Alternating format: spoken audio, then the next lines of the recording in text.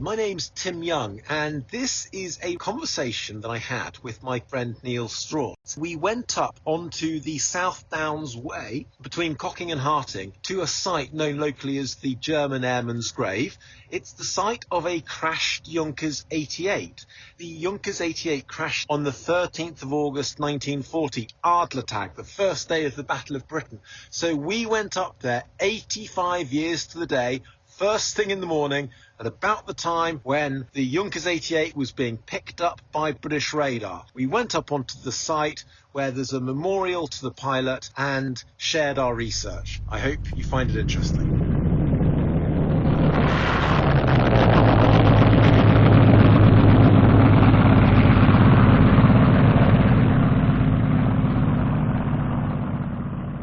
I'm here with Neil Strachan on the South Downs Way. We are just between Cocking and Harting. This is an area we've run past how many times, Neil, over the years? Numerous times. And we're right by an area which local people will know as the German Airman's Grave. It's a memorial to a German airman who was shot down and killed on the 13th of August 1940, which was Adlertag, Eagle Day, Day of the Eagle Attack, which was the culmination of the Luftwaffe attempt to get air superiority over England in the Battle of Britain. The big day of the Battle of Britain. Well, Neil, you know the story of the plane, but just saying, this is the actual site where the plane came down, and amazingly, I think it's worth saying, the plane landed here on the South Downs Way, we believe, and so interesting. If you look at the ground just around, and it's 85 years ago to the day, it's 7:20 in the morning, so it's 85 years ago to the day, and if you look at the ground, you can still see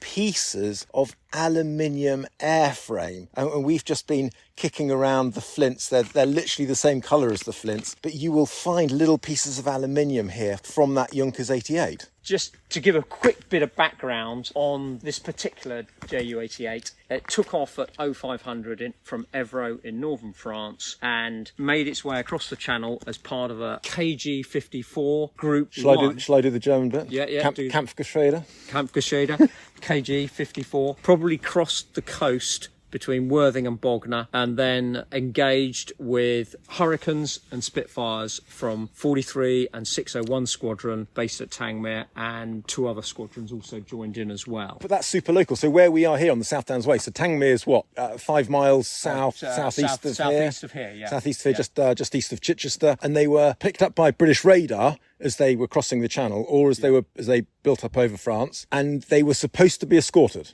Yeah, that's right. It's not entirely clear because obviously, because of bad weather, Eagle Day was cancelled by Luftwaffe Command, but some of the bomber forces didn't get that message. There's lots of sources. Some of the sources suggest the fighter sweep ahead of the bomber group went ahead and was well ahead of the bomber force. So they weren't particularly well coordinated. But whatever happened, the Ju-88s, the 20 Ju-88s were engaged by various Hurricanes and Spitfires as they came across the British coast. This particular Junkers 88, this was intercepted over Arundel, about 8 miles, literally along the South Downs Way, literally due east of here. Was intercepted by a Hurricane, we think flying out of Tangmere. Would have been disabled, we guess. Yeah.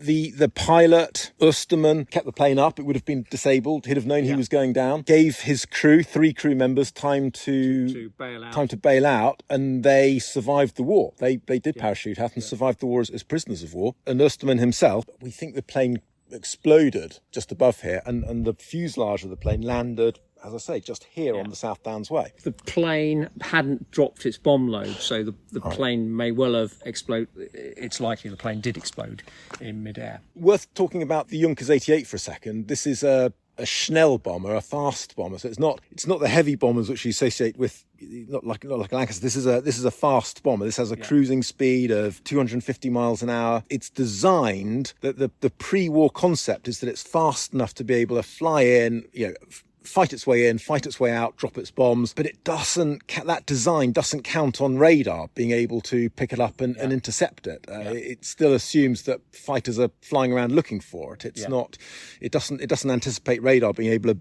vector planes onto it. Yeah, and the RDF probably picked up this formation as it formed up over northern France, so they had plenty of time to intercept. Moving on to the interception, there were two claims for this particular aircraft. One was a Sergeant Hallows from 43 Squadron, who actually shot down two other bombers on this very day, and the other claim was by Pilot Officer Mayer, who was 601 Squadron, also at Tangmere, in a Hurricane, both of them in a Hurricane. Pilot Officer Mayer got shot down later in the day on another attack that he was trying to intercept over Portland. Sorry, Neil, I'm just picking up little tiny bits of little stone-sized pieces of aluminium or melted magnesium. Yeah, definitely. Yeah. Goodness. We were talking earlier, Neil, on the way up. This is almost a microcosm of World War II, of stories that we know from World War II. This is the tactical bombers, not strategic bombers, that it's a failure of intelligence. Yeah. KG-54 has already attacked a number of targets that are not Fighter Command bases. So on previous days, it's been very sporadic. On previous days, they've attacked RDF stations, which obviously has affected Fighter Command's ability to fight the Battle of Britain. But today, it's been a bad day for the Luftwaffe so far. Lots of confusion. They've attacked Eastchurch and Sheerness in the Thames Estuary. Eastchurch is an airbase, but it's a Coastal Command airbase. And also they'll go on to attack Odium, which also is northwest of here, which is an RAF base, but it's an Army cooperation base. It's not a Fighter Command base.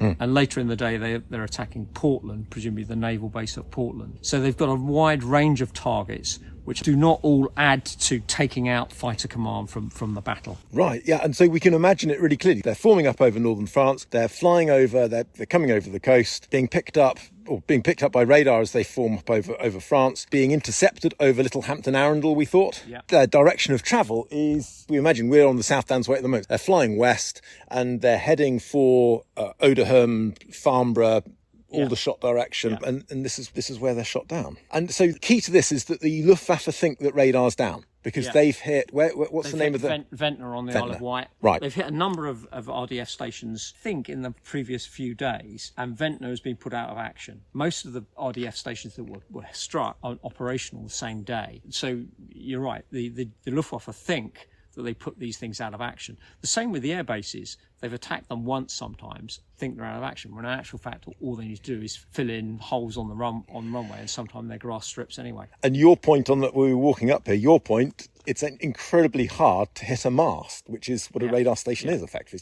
It's the mast. Why? Yeah, that's right. But and we've managed to repair the RDF stations, all except Ventnor. So Ventnor is still out today, but obviously there's a chain of RDF stations all around the coast. With one missing, presumably there is a bit of an overlap, but we don't know. And just going back, I walk up here, it's incredibly atmospheric because we know on the day, the reason, your point, the reason we thought the raid was going to be cancelled on the 13th was because of bad weather and sea fog. And we came up this morning, blazing sunshine yesterday. This morning we came up, 85 and it's foggy and misty exactly. and cooler. Later in the day, Adler tag is reinstated.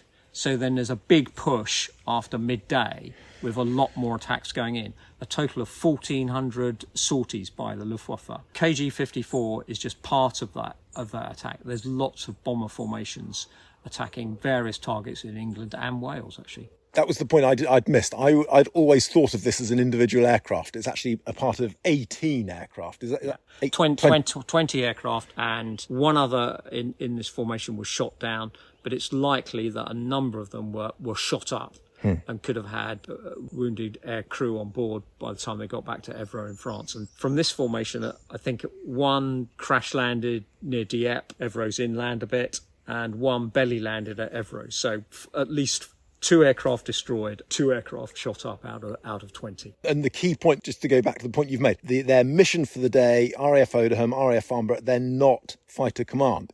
They're just RAF stations, but their training or their development, they're nothing to do with. Exactly. There's no Spitfires, no Hurricanes there. Amazing, and it is lovely. I mean, it's a memorial, not a grave, and this has been here for as long as I can remember. I've been up here for 40 years or something. That's always been here. Yeah, and I think it was created in the 70s or 80s. Right. What's lovely is on Remembrance Day, people come up here. There's often poppies and a photograph. 25-year-old pilot who obviously stayed with his aircraft to enable his crew to bail out. That's it. That's it. Neil, thanks very much.